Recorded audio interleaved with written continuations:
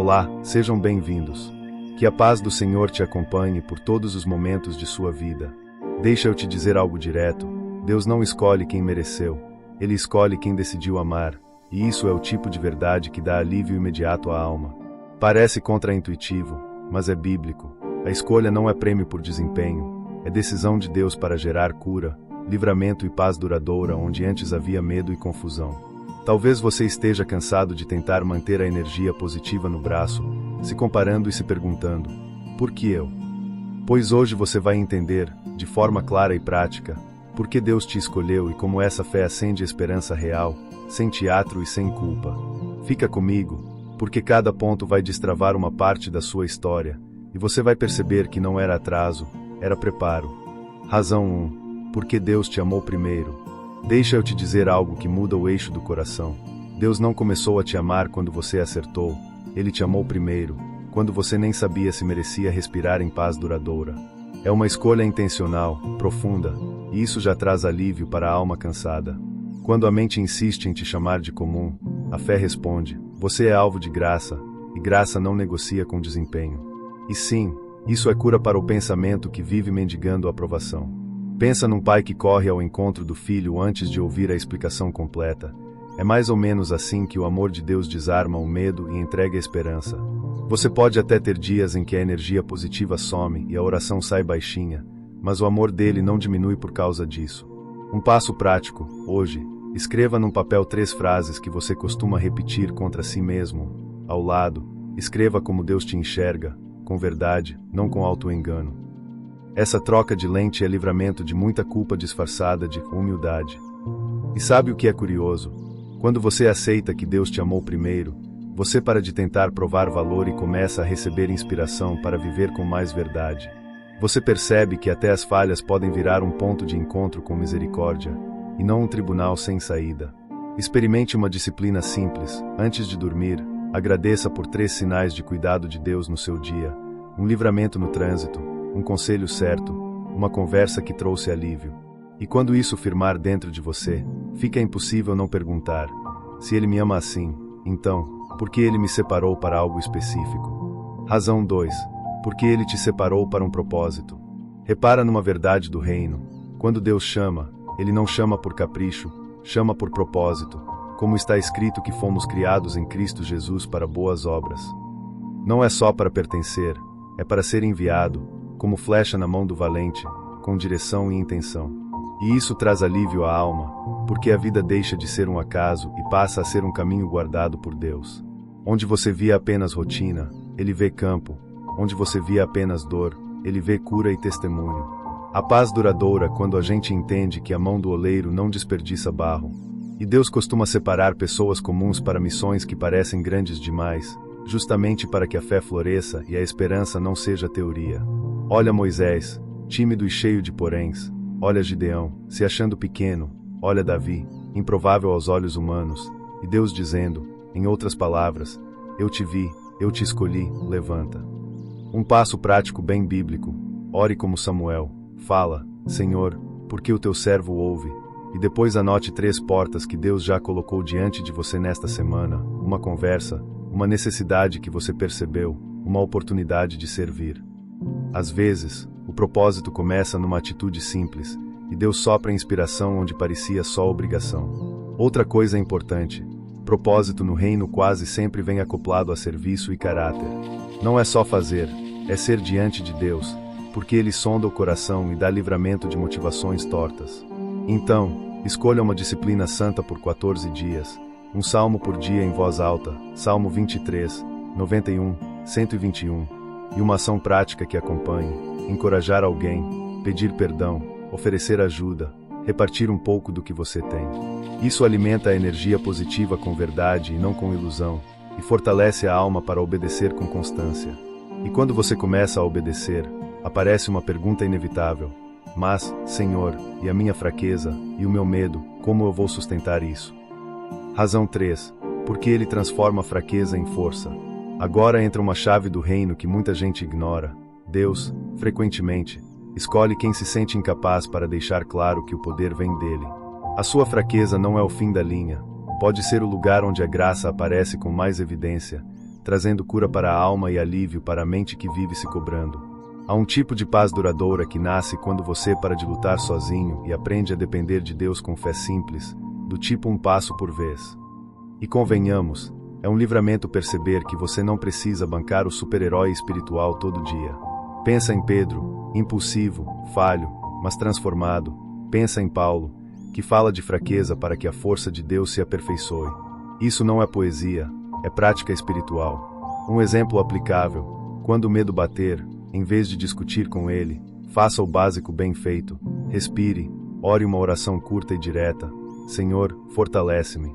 E leia um trecho específico: Salmo 27, Isaías 41, Filipenses 4. Depois, tome uma decisão pequena e concreta: enviar aquela mensagem que você vem adiando, organizar um compromisso, pedir ajuda a alguém maduro na fé. A energia positiva volta quando a obediência vira hábito, não quando a emoção vira rainha. Deus não chama os prontos, Ele prepara os chamados, e isso muda tudo. Às vezes, o que você chama de limitação é, na verdade, um lembrete diário para buscar inspiração no lugar certo, não na autoconfiança.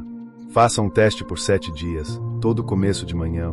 Escreva uma frase de rendição: Deus, guia meu dia. E uma ação-alvo: hoje eu vou fazer o que é certo, mesmo com medo. Isso educa a alma, fortalece a esperança e cria um trilho para a paz duradoura. E quando você começa a ser fortalecido por Deus, você percebe algo curioso: a sua vida não é só sobre você, ela começa a tocar alguém do lado. Razão 4. Porque você é resposta para alguém. Aqui vai uma verdade que dá tremor bom na alma: Deus te escolheu não só para te levantar, mas para fazer de você resposta na vida de alguém. No reino, a gente é consolado para consolar, curado para ajudar na cura de outros, e alcançado para levar esperança a quem está por um fio. Sua voz, sua presença e até sua história, inclusive as partes que você preferia esconder, podem virar livramento para outra pessoa. E quando isso acontece, nasce uma paz duradoura que não vem de aplauso, vem de propósito cumprido com fé. Você já notou como certas dores te deixaram mais sensível ao que os outros sentem? Isso não é acaso, é Deus refinando sua percepção para você enxergar gente que passa despercebida. Um passo prático bem simples: escolha 2 pessoas hoje, uma que está distante e outra que está perto, e envie uma mensagem curta, porém verdadeira: estou orando por você. Se precisar conversar, estou aqui. Parece pequeno, mas pode ser alívio imediato para quem está carregando peso em silêncio. E se você puder, complemente com uma ação: oferecer carona, ajudar numa tarefa, levar uma refeição, ou só ouvir sem virar juiz. Isso é energia positiva com mãos e pés. E tem mais: Deus te dá chaves, palavras certas, atitudes certas e intercessão certa, no tempo certo. Só que essas chaves aparecem quando você se posiciona.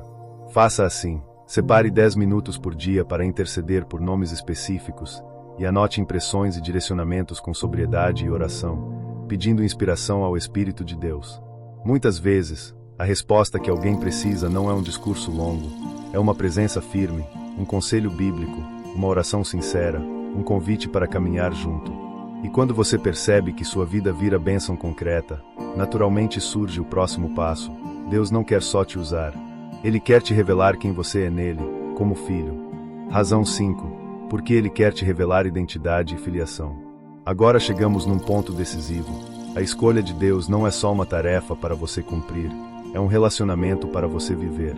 Ele te chama para perto, para aprender a andar como filho, não como órfão espiritual, e isso traz alívio imediato, porque a alma para de mendigar valor e começa a descansar em paz duradoura. Identidade em Deus não depende de aplausos, do passado ou do humor do dia, ela nasce da verdade. Você pertence, você é amado, e sua fé não precisa ser teatro. É livramento sair do eu tenho que provar e entrar no eu posso confiar. Na prática, filiação muda seu jeito de pensar e reagir.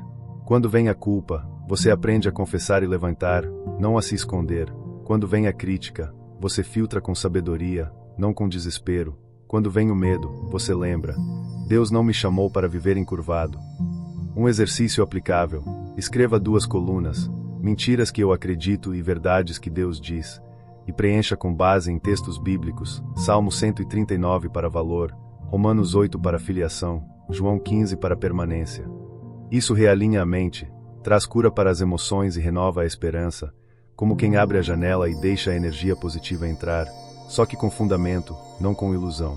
E para aprofundar isso sem se perder em frases soltas, aqui vão 2 livros que ajudam a aplacar aflições e consolidar essa identidade com maturidade. O Conhecimento do Santo, A.W. Tozer, que fortalece a visão de Deus e traz paz duradoura à alma, e A Cruz de Cristo, John Stott, que aprofunda a compreensão do amor e da obra de Deus, trazendo cura e segurança.